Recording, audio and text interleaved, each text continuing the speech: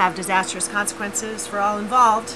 So we had to take this nest down. She's since built another one, but aren't those eggs amazing? Hi, Polly Hutchison, Robin Hollow Farm. Welcome. We are a cut flower farm here in Saunderstown, Rhode Island, about 4 acres, and really glad you can join us today. I'm Mike Hutchison. We're standing outside our germination greenhouse where everything starts. We've got baby flowers starting in there now, and we'll head out to the field in a little bit. These are our germination boxes. We start things on heat mats and we close them at night, and that keeps the heat in, gets those seeds germinating quickly. And you can see pretty soon they're too tall to even fit in the boxes anymore, and we have to move them on out into the field or containers, depending on what it is. We're called Robin Hollow Farm, and here's the proof. Unfortunately, this robin decided to lay its nest in one of our exhaust fans, so that was going to have disastrous consequences for all involved. So we had to take this nest down. She's since built another one, but aren't those eggs amazing?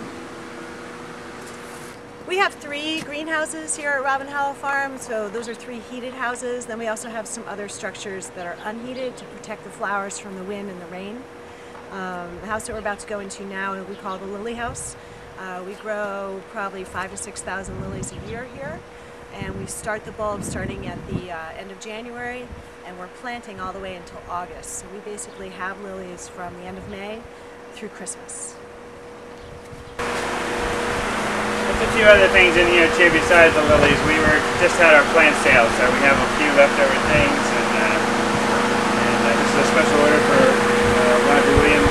This is for Roger Williams University's graduation, so these are going to be all over the graduation ceremony. The catering department ordered these from us. The colors are blue and yellow, so one for the yellow. Here's the lily successes over here behind me. These ones were planted recently, and those ones are just about ready to pick. See the buds. We'll be picking those next week, hopefully. We grow everything right in these crates.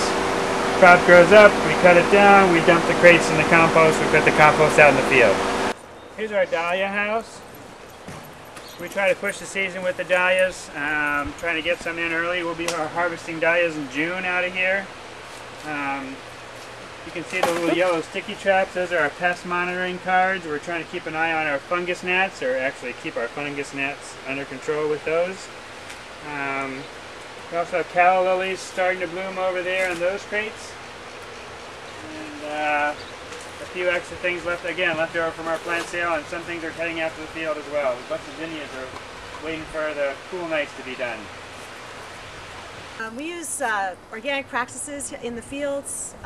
We were certified organic vegetables farmers for about 14 years, and we still use pretty much all the same practices on the flowers, even though we're not certified anymore. We asked our customers, and because they weren't eating it, the certification didn't seem to be as important, but that's the way we farm. It's better for our health, it's better for the soil. That would be good. So this is our home field. We have another production field on some leased land, but this is why we're called Robin Hollow, because we're in a little hollow here surrounded by some ledge. This is all state land around us. We're really fortunate that way. It's a quiet and pretty little spot to grow flowers. We grow all different things, perennials, annuals, some herbs that we use in bouquets.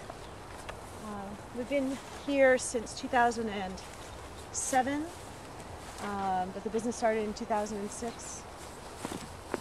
So it's really nice to have some bigger established plants now. That's kind of fun for us, as well as starting new things every year.